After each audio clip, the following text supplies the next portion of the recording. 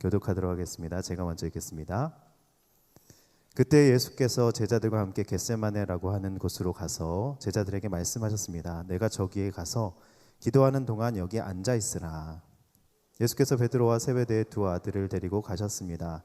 예수께서는 슬픔에 잠겨 괴로워하셨습니다. 그때 예수께서 그들에게 말씀하셨습니다. 내 마음이 너무 괴로워 죽을 지경이다. 너희는 여기 머물러 나와 함께 깨어 있도록 하라. 예수께서 조금 떨어진 곳으로 가셔서 얼굴을 땅에 파묻고 엎드려 기도하셨습니다. 내 아버지, 할 수만 있다면 이 잔을 내게서 거두어 주십시오. 그러나 내 뜻대로 하지 마시고 아버지의 뜻대로 하십시오. 그리고 제자들에게 돌아와 보니 그들은 자고 있었습니다. 예수께서 베드로에게 물으셨습니다. 너희가 한 시간도 나와 함께 깨어 있지 못하겠느냐? 시험에 들지 않도록 깨어서 기도하라. 마음은 간절한데 육신이 약하구나. 그리고 예수께서 다시 가서 기도하셨습니다. 내 아버지, 내가 마시지 않고서는 이 잔이 내게서 떠날 수 없다면 아버지의 뜻대로 해 주십시오. 예수께서 돌아와 보니 제자들은 또 잠이 들어 있었습니다. 그들은 너무 졸려서 눈을 뜰 수 없었습니다. 그래서 예수께서 그들을 두고 또다시 가셔서 세 번째로 똑같은 기도를 하셨습니다. 그러고는 제자들에게 돌아와 말씀하셨습니다. 이제는 자고 쉬라. 보라, 때가 가까이 왔다. 인자가 배반당해 죄인들의 손에 넘겨지게 됐구나. 다 같이 읽겠습니다. 일어나라, 가자, 보라, 저기 나를 넘겨줄 사람이 가까이 오고 있다. 아멘. 최성민 목사님 나오셔서 말씀 전해주시겠습니다.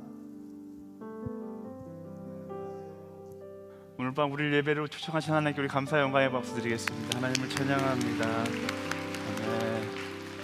저희 11월 한 달 다시 배우는 기도라는 타이틀을 가지고 함께 예배하고 있는데 기도를 배우고 계세요? 저희 배경 화면이 너무 이쁘잖아요, 그렇죠? 11월 달 따라 더 예쁜 것 같아요. 그래서 좀 궁금해지기 시작했어요. 이게 어떤 의미인가? 네, 다 같이 산으로 들어가서 도인을 찾아서 기도를 다시 배워야 하는 것인가? 이제 올라오기 전에 저희 디자이너에게 물어봤어요. 이게 어떤 의미인가? 예수님의 기도가 산에서 시작됐기 때문에 이 산을 배경으로 이렇게 배경화면을 만들었대요. 예수님과 함께하는 이 자리가 여러분들에게 이 산과 같은 자리가 되고 기도가 새롭게 시작되는 자리가 되기를 예수님의 이름으로 축원합니다. 우리 옆 사람에게 이렇게 선포할까요? 당신에게 기도가 시작될 것입니다. 아멘. 제가 기도하고 오늘 말씀 함께 나누겠습니다. 사랑하는 주님, 이 시간 하나님의 말씀 우리가 함께 나누려고 합니다. 이 말씀 가운데 하나님의 음성을 듣게 하시고 깨닫게 하시며 깨달은 대로 살아갈 수 있는 용기를 허락하여 주시옵소서. 살아계신 예수 그리스도의 이름으로 기도드립니다. 아멘. 많은 청년들이 사랑에 대한 환상을 가지고 살아갑니다. 사랑하면 모든 것이 행복할 것만 같다라고 생각하죠. 사랑을 하면 꽃길만 걸을 것만 같고 인생이 파스텔 톤으로 확 변할 거라고 기대하지만 사랑을 해보신 분들은 그렇지 않다라는 것을 압니다. 그리고 진짜 사랑을 해보신 분들은 한결같이 이렇게 이야기하죠. 사랑은 어렵다. 사랑은 너무나 어렵다. 그렇죠. 사랑은 어렵습니다. 아마 세상에서 가장 어려운 것이 무엇이냐 묻는다라면 저는 사랑이 아닐까 싶습니다. 사랑이라는 것은 얻는 것도 분명히 있지만 내가 희생해야 하는 것도 있기 때문에 어렵습니다. 사랑이라는 것은 누군가에게 나를 용납받는 것이라서 행복하기도 하지만 또한 상대의 연약함을 용납해 줘야 하는 것이기 때문에 사랑이라는 과정은 굉장히 어렵습니다. 이런 사랑의 양면성에 대해서 제대로 알지 못하고 마냥 사랑에 대해서 환상을 가지고 사랑을 시작하게 되면 얼마 지나지 않아서 어렵다 느끼게 되고 또 어느 순간 포기하게 되는 것이죠. 그렇다고 사랑이 어렵기만 하는가? 그러면 사랑하지 않겠죠. 그 어려운 사랑의 시간들을 지나야지 사랑이 주는 진짜 행복을 경험할 수 있게 되는 것입니다. 나의 연약함을 오픈했을 때 상대에게 그 연약함을 용납받는 기쁨, 그리고 상대의 연약함을 발견했을 때 내가 그 연약함을 덮어주는 기쁨, 이 두 가지 기쁨을 동시에 경험하는 것, 그게 진정한 사랑의 모습인 것이죠. 그래서 진짜 사랑은 희생조차 기쁨이 되는 것, 어쩌면 사랑을 해보지 않은 사람은 이해할 수 없는 희생조차 기쁨이 되는 것, 그게 찐 사랑의 모습인 것입니다. 부모가 자녀를 사랑하는 모습을 보면 이런 찐 사랑에 대해서 알 수 있어요. 자녀를 낳고 자녀가 아프면 부모는 저절로 이런 고백을 합니다. 아, 내가 대신 아팠으면 좋겠다. 정말로 자녀가 죽을 병에 걸렸다. 그러면 부모라면 똑같이 고백할 거예요. 내가 대신 죽을 수 있었으면 좋겠다. 그리고 실제로 그 아픔에 동참합니다. 아이가 아프다고 아이를 그냥 너 아파, 그리고 자기는 자기 방에 가서 그냥 잠을 자는 부모는 없습니다. 밤새 그 아이를 돌보고 아이가 회복될 때까지 아이와 함께 하는 것이죠. 그리고 그 동참함으로 인해서 아이가 조금이라도 빨리 회복하게 되면 그것을 그렇게 기뻐하고 행복해하는 것입니다. 이게 바로 사랑의 모습인 것이죠. 아이는 모를 수 있지만 이 부모가 아이의 고통에 동참함으로 아이를 회복시키고 그것을 기뻐하는 것, 그게 사랑의 모습인 것입니다. 이 사랑의 모습 우리가 어디서 많이 봤다고 생각하지 않으세요? 하나님께서 우리를 사랑하시는 모습이 딱 이런 모습이죠. 하나님께서 우리를 창조하시고 이 땅 가운데 우리를 바라보고 계시는데 우리가 죄로 인하여 고통스러워하는 거예요. 그때 하나님의 마음이 어떻겠습니까? 똑같은 고백을 하셨겠죠. 아, 내가 대신 아팠으면 좋겠다. 죄로 인해 죽어가는 사람들을 보면서 하나님께서 뭐라고 말씀하시는 거예요? 아, 내가 대신 죽을 수 있었으면 좋겠다. 그게 하나님의 사랑이었어요. 그래서 대신 죽기 위해서 인간의 몸을 입고 이 땅 가운데 오셔서 우리를 위해 대신 죽어 주신 것이죠. 그리고 그 예수님의 사랑을 따라서 사랑하면서 살아가는 것, 그게 바로 그리스도인의 신앙의 삶인 것입니다. 그래서 진짜 그리스도인, 사랑하는 그리스도인의 삶은 세상이 보기에 고통스러울 수밖에 없습니다. 세상이 보기에 고통스럽지 않은 그리스도인의 삶은 존재할 수 없는 거예요. 하지만 그 고통스러운 그리스도인의 모습이라 할지라도 그 안에 진정한 행복, 진정한 기쁨이 함께하는 것이죠. 그렇다면 어떻게 그 고통을 뛰어넘을 수 있는 그런 사랑을 할 수 있는가? 오늘 말씀 가운데서 그 답을 기도에서 찾고 있습니다. 우리가 기도하지 않으면 절대로 그런 사랑을 할 수 없습니다. 기도할 때 그 사랑을 비로소 공감하고 두려움을 이기고 그 사랑 가운데로 뛰어 들어갈 수 있는 것이죠. 오늘 예수님께서 알려주시는 그 사랑의 기도의 법칙에 대해서 함께 말씀을 통해서 알아보기를 원하는데요, 36절에서 38절까지의 말씀 함께 읽어보겠습니다. 시작. 그때 예수께서 제자들과 함께 겟셋마네라고 하는 곳으로 가서 제자들에게 말씀하셨습니다. 내가 저기에 가서 기도하는 동안 여기 앉아 있으라. 예수께서 베드로와 세베대의 두 아들을 데리고 가셨습니다. 예수께서는 슬픔에 잠겨 괴로워하셨습니다. 그때 예수께서 그들에게 말씀하셨습니다. 내 마음이 너무 괴로워 죽을 지경이다. 너희는 여기 머물러 나와 함께 깨어 있도록 하라. 아멘. 오늘 우리가 읽은 이 본문은 예수님의 인성이 가장 많이 묻어나는 본문입니다. 쉽게 말하면 예수님의 인간미가 느껴지는 본문인 것이죠. 예수님은 육신을 입고 이 땅 가운데 오셨습니다. 그래서 똑같이 고통을 느끼셨고 똑같이 괴로워하셨고 똑같이 고뇌하셨습니다. 예수님의 십자가 사건 앞에서 예수님은 말씀에서 보는 것처럼 고통스럽게 괴로워하시고 고뇌하시고 있었어요. 이 예수님의 모습에 대해서 신학적으로 많은 논쟁들이 있습니다. 근데 저는 말씀을 직관적으로 보는 것을 좋아하기 때문에 어쨌든 말씀 그대로 본다면 예수님은 십자가라는 그 사랑의 선택 앞에서 고뇌하고 계셨고 고통스러워하고 계셨다라는 것입니다. 예수님께서 갈등하셨고 고민했다는 거예요. 어떤 사람은 예수님께서 왜 고민을 했겠냐, 왜 갈등을 했겠냐. 근데 저는 이 또한 예수님께서 인간의 모습을 입고 이 땅 가운데 오셔서 우리와 똑같이 고민하심으로, 똑같이 고뇌하심으로 사랑의 모습에 대해서 설명해 주시는 장면이라고 생각합니다. 우리는 이 장면에서 무엇을 배워야 하는가? 우리도 사랑하기 힘든 순간들이 있죠. 예수님처럼 그 사랑의 선택을 하는 것이 너무나 힘들다고 느껴지는 순간들이 있습니다. 그때 도망쳐야 하는가, 포기해야 하는가? 예수님은 그때 우리에게 답을 주고 계시는 거예요. 그것을 선택하기에 너무나 고통스럽고 너무나 힘들지만 예수님은 뭐라고 말씀하시는 겁니까? 기도의 자리를 찾아가라고 말씀하시는 것이죠. 내가 사랑할 수 없다라고 느껴졌을 때, 사랑의 끝자락에 서 있다고 느껴졌을 때 포기하는 것이 아니라 바로 그 기도의 자리를 찾아가라라고 예수님께서 그 삶을 통해서 우리에게 말씀해 주고 계시는 것입니다. 우리가 나누고 있듯이 사랑은 쉬운 것이 아닙니다. 쉽지 않고 어려운 거예요. 그렇다고 해서 어렵다고 해서 포기하고 도망치는 것, 그게 온전한 사랑은 아니다라는 것이죠. 어렵게 느껴지고 포기하고 싶다고 느껴지는 그 순간 우리는 그 순간이 어떤 때라는 것을 알아야 하는가? 바로 기도해야 할 때이다 라고 예수님께서 우리에게 알려주고 계시는 것이다 라는 사실입니다. 우리의 삶 가운데에도 예수님의 갈등을 경험하는 순간들이 너무나 많습니다. 사랑해야 된다는 것을 알면서도 사랑하기 어려운 순간들을 마주할 때가 있어요.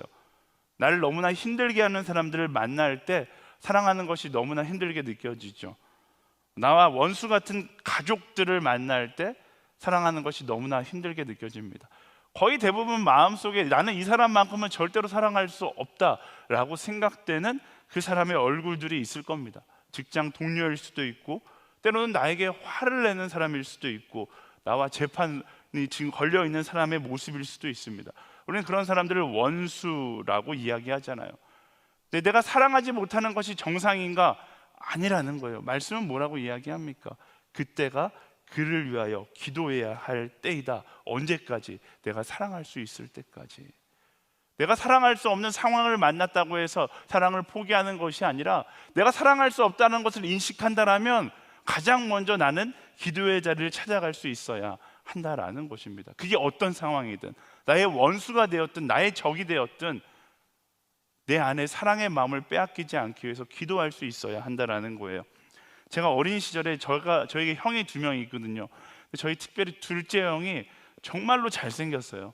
네, 뭐 저도 잘생겼다고 자부하지만 저보다 훨씬 더 잘생겼어요. 저희 형으로 말하자면 전설과 같은, 발렌타인데이 때 집에 와서 가방에서 초콜릿을 막 털어놓고 가는 거예요. 가방을 메고 다시 가길래 형 어디가? 한 번 더 가야지 가져올 수 있어. 이래서 초콜릿을 이러면 이제 저희 형이 굉장히 궁금하시겠죠. 네. 어쨌든 그 정도로 잘생긴 형이었는데, 그러다 보니까 시기하고 질투하는 무리들도 많았던 것 같습니다. 흔히 학교에서 이야기하는 이렇게 일진들이 저희 형을 너무나 미워한 나머지 초등학교 운동장에 저희 형을 끌고 가서 기절해갖고 온몸이 상처투성이가 될 정도로 구타를 당한 적이 있어요. 그래서 저희 모든 교회에 있는 청년들이 다 찾다가 초등학교 운동장에서 기절해 있는 저희 형을 119에 병원으로 겨우 보내서 겨우겨우 살아났던 그런 기억이 있습니다. 놀라운 것은 저희 교회에 그 당시에 체대에 다니는 형들이 너무 많아갖고 밤새 돌아다니면서 저희 형을 구타했던 사람들을 다 잡아왔어요. 놀라운 거는 저는 집에 저 혼자 있을 때 저희 집에 다 데려왔는데, 저희 집에 다 데려와서 아직도 그 장면이 생생하게 기억나요. 저희 집에 한 6명 정도 된 것 같은데 무릎을 꿇고 쭉 도열을 하고서 형들이 성민아 도망치지 않게 잘 지켜봐 이러고 가는 거예요. 제가 굉장히 놀랐어요. 굉장히 두렵고 놀랬지만 제 마음 가운데 엄청난 분노가 치밀어 오르는 거죠. 우리 형을 그렇게 만든 사람들이라고 생각하니까 너무 화가 나는 거예요. 그리고 부모님이, 저희 아버지가 집에 들어오시면 정말로 이들을 아주 호되게 혼내거나 때리기를 간절히 원했던 기억이 납니다. 저희 아버지가 병원 응급실에서 집으로 오시고 이 형들을 보시고서 한참 가만히 서 계셨어요. 근데 그러고서 아버지가 그런 말씀을 하시는 거예요. 우리 기도하자 이러시는 거예요. 이 형들은 교회를 다니지도 않는 사람들이에요. 근데 갑자기 이 형들을 보더니 우리 기도하자. 제가 어린 나이에 너무 답답한 거예요. 지금이 기도할 때냐고요. 분노해야 될 때고 화를 내야 될 때인데 아버지가 한숨을 쉬시더니 기도하자 이렇게 말씀하시는 거예요. 기도하는데 아직도 그 장면이 되게 생생하게 기억이 나요. 이 형들은 막 어쩔 줄 몰라 하고 아버지는 천천히 기도하고. 근데 제가 오늘이 돼서 이때를 회상하면서 생각해 보니까 아버지는 이 형들을 위해서 기도하는 것보다 아버지 스스로를 위해서 기도하셨던 것 같아요. 왜? 내 안에 너무나 큰 분노가 있거든요. 내 아들이 이렇게 만든 이 사람들을 마주할 때 엄청난 분노가 일었지만 그때 그 분노를 내려놓고 예수님의 마음으로 한 번 더 사랑하기를 기도하셨던 것이죠. 실제로 아버지는 그 기도를 마치고서 이 형들을 용서해 주시고 그 다음 주에 교회 나와라 라고 말씀하시고서 다 보내주셨어요. 물론 그 다음 주에 다 나오진 않았지만 저는 그 장면을 회상하면서 그런 생각이 들더라고요. 그게 예수님께서 우리에게 알려주신 모습이다라는 거예요. 내가 분노하는 순간들이 있죠. 나의 원수를 맞이하면 용서할 수 없다라고 느껴지는 그 순간이 있습니다. 그때 나의 감정을 쏟아놓는 것이 방법이 아니라 그때 무엇을 해야 된다고요? 그때가 바로 기도해야 할 타임이라는 사실을 기억하고 기도의 자리로 갈 수 있어야 하는 것입니다. 예수님께서 바로 이 장면에서 우리에게 보여주시는 사랑의 진리는 무엇인가? 세상에 사랑하지 못할 이유는 없다라는 거예요. 만약 내가 지금 사랑하지 못하고 있다라면 바로 이 순간이 기도해야 할 때이고 이 순간이 기도해야 할 자리이다라는 것을 말씀해 주고 계시는 것이죠. 언제까지? 사랑할 수 있을 때까지 기도해야 하는 것입니다. 사단은요, 우리 마음 가운데 이 사랑의 마음을 지우고 미움과 분노와 원망의 마음을 심고 싶어 합니다. 그 씨앗을 우리 마음 가운데 계속 뿌리고 다니는 거예요. 그리고 그 씨앗이 우리 마음 가운데서 열매를 맺기 이전에 우리는 무엇을 해야 합니까? 그 열매가 맺어지기 전에 원천봉쇄할 수 있어야 합니다. 어떻게? 기도함으로. 제가 이런 용서와 기도와 사랑의 메시지를 나누다 보면 꼭 이런 질문하는 사람들이 있어요. 예수님도 분노하시지 않았습니까? 네, 이 설교하면 또 이런 메일을 저에게 보내시는 분들이 있을 텐데, 네, 억울하면 예수님 하시던지요. 네, 예수님이니까 분노하실 수 있었던 거예요. 예수님의 분노와 우리의 분노를 동일하게 여기면 안 됩니다. 예수님의 분노는 뭐예요? 예수님의 분노에 언제나 그 마지막에는 사랑이 기초되어 있다라는 겁니다. 예수님께서 왜 분노하셨어요? 사랑하기 때문에 분노하셨다라는 겁니다. 우리도 분노할 수 있어요. 우리도 분노하려면 어떻게 해야 돼요? 먼저 그 사랑이 내 안에 있는 것을 확인해야 하는 것입니다. 사랑이 없는 분노는 결국 상처를 낳고 아픔을 낳고 우리를 죄짓게 만들 뿐입니다. 예수님의 분노에는 사랑이 기초되어 있었기 때문에 그냥 나의 분노와 예수님의 분노를 같다고 여기면 안 되는 거예요. 제가 예전에 이제는 이야기할 수 있지만 우리나라 대통령이 물러가라라고 막 이제 데모를 한참 하던 시절이 있어요. 한 친구가 저한테 와서 묻는 거예요. 목사님, 그 데모를 나가는 것이 옳습니까? 제가 너의 뜻이 맞다면 나가는 것이 옳겠지. 근데 한 가지 중요한 것이 있다. 분노에 휩싸여서 그 데모의 자리에 나가는 것이 아니라 먼저 충분히 기도해라. 그리고 그 사람을 향한 분노가 그 사람을 향한 사랑으로 바뀌고 그 사람을 향한 연민으로 바뀐 다음에 그 다음에 그 자리에 나가라. 그렇지 않으면 너의 분노가 너를 죄짓게 만들 것이다. 우리의 분노는 먼저 사랑으로 확인될 수 있어야 한다라는 것입니다. 절대로 우리의 분노에 사로잡혀서 예수님께서 우리에게 보여주셨던 그 사랑의 마음을 빼앗겨서는 안 된다라는 거예요. 오늘 이 시간에도 이 자리에 나왔지만 여전히 마음 가운데 분노의 마음, 원망의 마음, 시기의 마음, 이런 마음을 가지고 계신 분들이 있을 겁니다. 일단 잘 찾아오셨어요. 그리고 지금은 뭐 할 때라고요? 바로 기도해야 할 때이다라는 것입니다. 언제까지? 그 분노가 사그라들고 그 분노가 사랑으로, 그 분노가 연민으로, 그 분노가 긍휼로 변화될 때까지 기도해야 할 때인 것입니다. 여러분, 사랑하지 못할 이유는 없습니다. 기도해야 할 이유만 있는 것이죠. 내가 사랑할 수 없다라면 더 기도해야 하는 것입니다. 예수님은 그렇게 사랑하기 위해서 기도하십니다. 그리고 또 어떻게 기도하는가? 두 번째 기도의 지혜를 배워볼게요. 39절에서 42절까지의 말씀입니다. 함께 읽겠습니다. 시작. 예수께서 조금 떨어진 곳으로 가셔서 얼굴을 땅에 파묻고 엎드려 기도하셨습니다. 내 아버지, 할 수 있다면 이 잔을 내게서 걷어주십시오. 그러나 내 뜻대로 하지 마시고 아버지의 뜻대로 하십시오. 그리고 제자들에게 돌아와 보니 그들은 자고 있었습니다. 예수께서 베드로에게 물으셨습니다. 너희가 1시간도 나와 함께 깨어있지 못하겠느냐? 시험에 들지 않도록 깨어서 기도하라. 마음은 간절한데 육신이 약하구나. 그리고 예수께서 다시 가서 기도하셨습니다. 내 아버지, 내가 마시지 않고서는 이 잔이 내게서 떠날 수 없다면 아버지의 뜻대로 해주십시오. 아멘. 예수님께서 기도하는데 정말 저는 이 장면이 너무 재밌어요. 예수님께서 뭐라고 기도하십니까? 할 수 있다면 이 잔이 지나가게 하옵소서. 지나가게 하옵소서. 그러나 내 뜻대로 하지 말고 아버지 뜻대로 하옵소서. 이렇게 기도하고 일어나서 돌아갔어요. 제자들이 자고 있는 거예요. 예수님 분노가 막 차오르시는, 인간미가 느껴지지 않습니까? 자고 있는 제자들을 봤더니, 야, 내가 뭐 위해서 이렇게 기도하고 왔는데 자고 있어? 분노가 막 차오르는 거예요. 그러니까 어떻게 해요? 예수님께서 어떻게 하죠? 이 장면에 우리가 주목해야 돼요. 제가 언제까지 기도해야 된다고요? 그 마음이 온전한 사랑으로 변화될 때까지. 예수님도 제자들을 보고 분노가 치밀어 오르니까 어떻게 하세요? 잠깐 더 있어. 돌아가신 거예요. 또 기도하시잖아요. 예수님께서 2번 기도하시는 장면이 오늘 말씀 가운데 나오는 거예요. 기도의 정석을 바로 여기서 보여주시는 것이죠.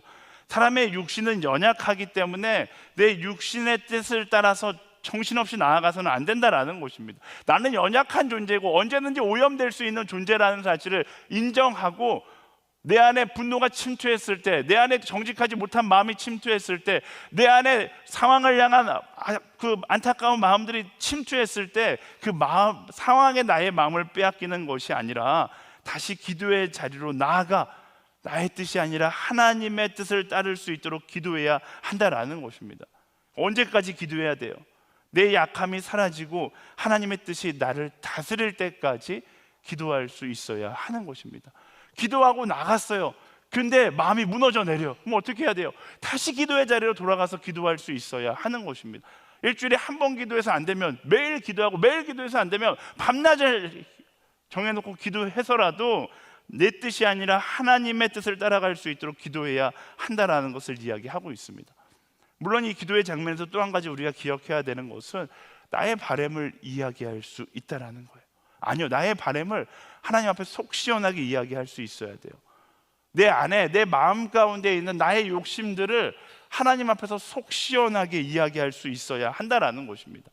세상에서 내 욕심을 속 시원하게 이야기하는 것이 아니라, 세상에선 속 시원하게 이야기하지 못하더라도 하나님 앞에 와서는 속 시원하게 이야기할 수 있어야 한다. 그게 기도의 법칙인 거예요. 근데 우리는 거꾸로 살아갈 때가 너무나 많거든요. 세상에선 실컷 내 욕심 다 이야기하고, 교회 와서는 살아 역사하시는 하나님, 오늘도 나와 함께 해주셔서 감사합니다, 거룩한 척 기도하다가 돌아갈 때가 너무나 많거든요. 근데 말씀은 거꾸로 이야기해요. 오히려 세상에선 거룩한 척 하고요, 교회에 와서는 어떻게 해야 돼요? 하나님 앞에 서서는 있는 모습 그대로 내가 원하는 거 다 쏟아낼 수 있어야 돼요. 그 기도를 잘했던 사람이 누군가? 바로 다윗입니다. 다윗이 어떤 기도를 합니까? 하나님 앞에서 증오하고 미워하고 모든 감정을 하나님 앞에 다 쏟아놨던 것이 바로 다윗이잖아요. 우리가 얼마 전까지 시편을 묵상하면서 다윗의 고백 보면, 하나님, 저 원수는 너무나 나쁜 놈들입니다. 자기 마음에 있는 그 분노와 막 절망과 이런 것들 다 쏟아부어요. 근데 이런 말씀을 읽는 한 성도님이 새벽에 저에게 찾아오시는 거예요. 목사님, 저는 원래 예수 안 믿는 사람이었는데 용서하라는 메시지를 듣고 이제 교회에 찾아와서 너무나 신앙생활을 열심히 하는데, 그 믿음의 왕이라고 이야기하는 다윗이 하나님 앞에 이렇게 원망하는 기도를 하면서 낙담된다는 거예요. 나도 결국 그들을 저주하면서 기도해야 되는가, 그런 생각이 든다는 거예요. 그런데 중요한 걸 물으시는 거죠. 중요한 건 뭐예요? 하나님께 다윗이 넋두리 하는 거죠. 하나님한테 모든 원망을 더 쏟아붓습니다. 근데 다윗의 특징이 무엇인가? 다 쏟아붓고 거기서 끝. 그 다음은 뭐 하는 거예요? 하나님께서 이제 알아서 하세요. 나는 정직한 길을 걸어갈 거예요. 이런 내가 정말로 죄 짓고 싶은 거 다 하나님한테 고백했는데, 그 다음부터 하나님의 방법대로 알아서 하세요. 나는 오늘 내게 주신 말씀을 따라 살아갈 거예요. 이게 다윗의 기도의 특징이었다라는 것입니다. 어떻게 알 수 있는가? 사무엘상 24장과 26장에서 다윗이 그토록 자기를 죽이려고 했었던, 자기를 미워했던 사울을 마주하게 됩니다.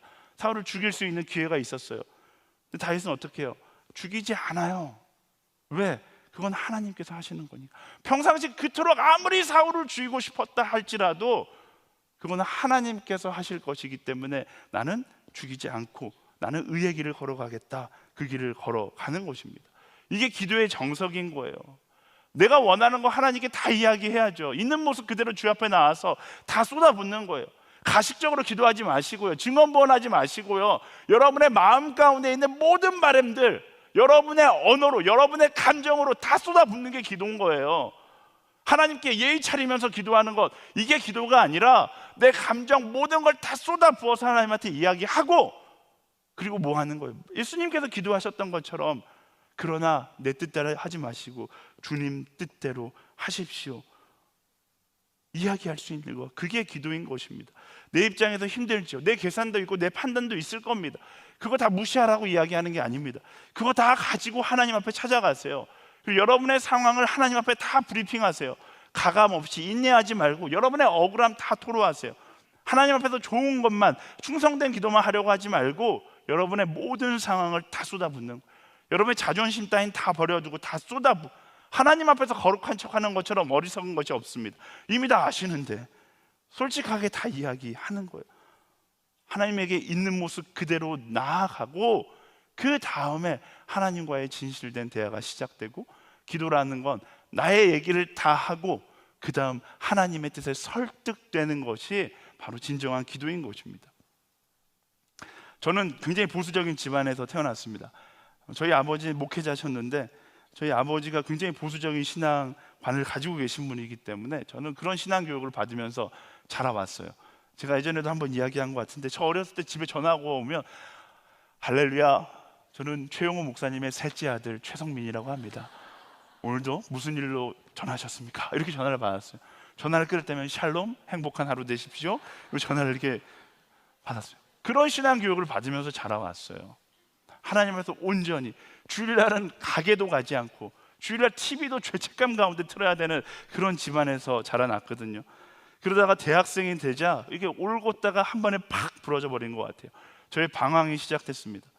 하나님이 너무나 싫었고 하나님이 부담스러웠어요. 그래서 제 멋대로 살려고 막 제 멋대로 살았거든요. 근데 제 멋대로 막 살았는데 세상 가운데 저의 별명이 뭐였냐면 바른 생활 사나이인 거예요. 나는 내 멋대로 살았는데 사람들은 저보고 바른 생활 사나이래요. 그렇게 말하는 사람들의 이야기를 들어보니까 저는 하나님의 울타리를 벗어나지를 못하고 있는 거예요.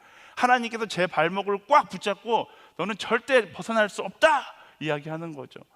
저 자체도 벗어나고 싶으면 하나님이 나를 붙잡고 있다는 게 느껴지니까 못 벗어나겠는 거예요. 제가 정말로 오랜만에 기도의 자리를 찾아서 기도하기 시작했어요. 하나님께 막 쏟아붓던 것 같아요. 예의 격식 이런 건 없고 제발 나 좀 놔줘. 하나님께 막 저의 언어로 막 쏟아붓기 시작했어요. 1시간이고 2시간이고 계속 하나님께 고래고래, 누가 보면 진짜 열심히 기도한다고 생각했을 텐데 막 고래고래 소리를 지르고 기도하다가 보니까 어느 순간 하나님의 그런 마음이 저에게 딱 느껴지는 거예요. 제 그 영어 이름이 조나거든요. 포 이름은 조나스. 저한테 요나야, 너는 나한테 한 번도 진심인 적이 없는데 네 인생 가운데 오늘 처음 나에게 진심으로 이야기하고 있다. 이제 대화를 시작해보자. 그 하나님의 음성이 제 마음 가운데 울려 퍼지는데 눈물이 터지기 시작하는 거예요. 그러면서 왜 내 이름이, 저는 제 이름이 왜 요나인지 어려서부터 전혀 이해를 못했거든요. 근데 그 순간 알았어요. 요나라는 선지자 어떤 선지자였어요? 정말로 여러분들 다 요나를 너무 부정적인 선지자로 기억하는데 저는 요나를 굉장히 좋아해요. 왜? 요나는 할 말을 하는 선지자였거든. 하나님 앞에서 자신의 감정을 숨기지 않고 하나님한테 다 쏟아붓는 거예요. 그러니까 하나님도 그런 요나를 대하는 게 편하니까 요나를 선지자로 부르신 거죠. 근데 우리의 기도도 그렇게 되어야 하는 거예요. 하나님께서는 우리가 격식 차리고 정말로 거룩한 모습으로 하나님 앞에 서겠습니다. 하나님, 오늘도 나는 거룩한 자입니다. 이런 걸 원하시는 게 아니라 하나님의 있는 모습 그대로 있는 모습 그대로 우리가 하나님께 나아가기를 원하신다라는 것입니다. 저는 여러분의 기도가, 우리의 기도가 바로 있는 모습 그대로 나아가는 기도가 되기를 예수님의 이름으로 축원합니다. 나이가 드신 분들은 쉽지 않을 거예요. 저도 마찬가지. 어려서부터 받아온 신앙 교육이 있기 때문에 지금도 기도하라 그러면 사랑하는 주님, 살아 역사하시는 하나님, 이런 것부터 나오거든요. 근데 저는 젊은 세대들에게 희망을 봅니다. 여러분의 기도가 하나님 앞에서 더 정직하고 여러분들의 언어로 기도되어지기를 예수님의 이름으로 축원합니다. 제가 팁을 드리면, 하나님께서 성경에 뭐라고 이야기해요? 나를 아바 아버지라고 부르라고 이야기하잖아요. 아빠라고 부르라고 이야기해요. 여러분 진짜 하나님 앞에 아빠라고 부르면서 기도해 보세요. 그것도 안 되면 제가 그런 얘기 많이 하거든요. 기도하는데 자꾸만 기도가 이제 통성기도가 습관이 되신 분들은 일단 방언부터 하시는 분들도 있고 일단 막 소리 지르면서 그냥 막 기도하시는 분들도 있는데, 그러다 보면 내 있는 모습 그대로가 쏟아지지 않거든요. 오히려 하나님 앞에 편지를 써서 기도하는 것도 굉장히 지혜로운 방법일 수도 있고요. 왜? 내 감정을 다 정리해서 있는 그대로 하나님께 말할 수 있으니까. 아니면 이제 이거는 또 성격마다 다른데, 저는 그렇게 기도할 때 내 기도가 너무나 형식적이다, 내 기도가 너무나 상투적이다 느껴지면 저는 제 짧은 영어로 기도할 때가 있어요. 왜? 생각을 엄청 오래 해야 되거든요. 내 감정에 대해서 이 영어로 표현하려면 어떻게 표현해야 되지 고민을 엄청 해야 되거든요. 그런데 생각보다 짧은 영어일수록 고민을 많이 하게 되고 고민을 많이 할수록 더 진실된 기도가 될 때가 있더라고요. 저는 여러분들 안에 이런 고민들이 있게 되기를 소망합니다. 어떻게 하면 있는 모습 그대로 하나님 앞에 내 마음을 쏟아낼 수 있을까? 그게 기도의 정석이에요. 여러분, 기도의 정석이 다른 것에 있지 않습니다. 있는 모습 그대로 주님 앞에 나아가는 게 기도의 정석이에요. 기도를 다른 사람한테 배우려고 하면 자꾸만 비정석으로 배우게 되거든요. 내 마음을 있는 모습 그대로 어떻게 하나님께 쏟아낼 수 있을까? 하나님 앞에서 의지적으로 기도할 필요 없습니다. 여러분의 마음을 솔직하게 다 쏟아내는 거예요. 그리고 뭐 하는 거예요? 예수님께서 기도하셨던 것처럼, 다윗이 기도했던 것처럼 다 쏟아내고, 하나님 다 쏟아냈으니까 내가 원하는 거는 이제 하나님의 방법, 하나님의 타이밍대로 해주세요. 하나님의 뜻대로 하세요. 나는 오늘부터 다시 말씀대로 걸어가겠습니다. 이게 기도의 진실된 모습이다라는 것입니다. 그렇게 기도할 수 있는 우리 모두가 되기를 예수님의 이름으로 축원합니다. 나쁜 건 내가 하면 죄 짓는 거예요. 근데 하나님께 맡기면 하나님께서 다 알아서 합력하여 선을 이루시잖아요. 내 안에 드는 모든 나쁜 악의 감정들 누구한테 시킨다고요? 하나님께 맡겨드리고 나는 선의 길을 걸어가면 되는 거예요. 그렇게 기도하는 우리 모두가 되기를 예수님의 이름으로 축원합니다. 청년들이니까 연애도 마찬가지예요. 많은 사람들이 이상형을 쭉 적어놓고 기도합니다. 그런데 난 열심히 이상형을 놓고 기도하는데 왜 연애를 못하는가? 네, 이 마지막 한 단어를 이야기하지 못해서 그래요. 뭐요? 주여 뜻대로 하옵소서. 주여 뜻대로 하옵소서. 이 고백이 드려질 때 여러분의 연애 전선에도 청신호가 켜질 줄 믿습니다. 아멘?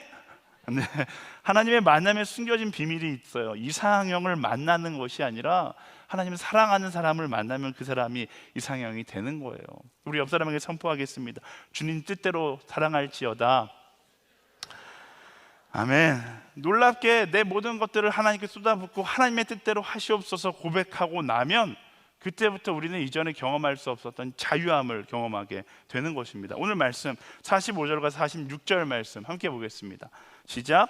그러고는 제자들에게 돌아와 말씀하셨습니다. 이제는 자고 쉬라. 보라, 때가 가까이 왔다. 인자가 배반당해 죄인들의 손에 넘겨지게 됐구나. 일어나라, 가자. 보라, 저기 나를 넘겨줄 사람이 가까이 오고 있다. 아멘.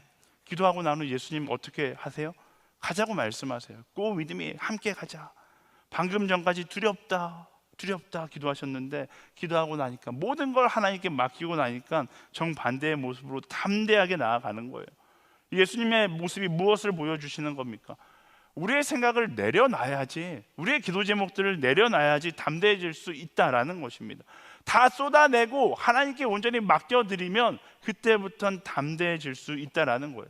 왜요? 제가 항상 이야기하지만 모든 두려움의 문제는 상황의 문제가 아니라 동행의 문제이기 때문에 그래요. 내가 그 문제를 다 그냥 끌어안고 나홀로 걸어가려고 하면 두려울 수밖에 없습니다. 근데 그 모든 문제를 하나님께 맡기고 하나님과 함께 동행하기 시작하면 그때부터 우리의 여정은 담대해지는 것입니다. 제가 설교 때 자주 이야기했는데 제 딸과 놀이동산에 같이 간 적이 있었어요. 제 딸이 초등학교 1학년 정도 됐을 때인데 저의 손을 붙잡고 놀이동산 다니는 걸 너무 좋아했거든요. 제가 매주 월요일마다 연간 이용권을 끊고서 거의 월요일마다 매주 놀이동산 가서 같이 돌아다녔어요. 딸이 너무 좋아하니까. 근데 그날따라 이제 자기도 좀 익숙해졌는지 제 손을 놓고서 놀이동산을 막 뛰어다니기 시작하는 거예요. 근데 제가 그때 이상한 광경을 보게 됩니다. 제 딸이 돌아다니다가 저랑 등치가 비슷한 아저씨의 손을 잡고 아주 자연스럽게 걸어가는 거예요. 그래서 제가 보고서 제가 무슨 생각을 하고 저렇게 걸어갈까 너무 행복해하는 거예요. 그런데 제 딸이 한참 걷다가 아저씨를 이렇게 바라보고서 갑자기 손을 놓고 막 울기 시작하는 거예요. 제 딸에게 놀이동산은 굉장히 행복한 공간이었잖아요. 그런데 왜 울까요? 아빠와 동행하고 있다는 사실을 인식하니까 모든 것이 두려워지는 거예요. 바로 방금 전까지만 해도 자기를 너무나 행복해 주는 상황이었는데 동행하고 있지 않다는 사실을 깨달으니까 너무나 두려운 공간이 되는 것이죠. 그 모습을 보면서 두려움의 문제는 이 상황의, 놀이동산이라는 상황의 문제가 아니라 동행의 문제구나. 아빠랑 동행했을 때는 이곳이 행복한 곳처럼 느껴지지만 아빠랑 함께하지 않는 순간 어려운 곳이죠. 힘든 곳이고 두려운 곳이 되는 것이죠. 우리 인생도 마찬가지예요. 우리 눈앞에 있는 문제가 어려운 것이 아니라 내가 하나님과 동행하고 있지 않기 때문에 어려운 것입니다.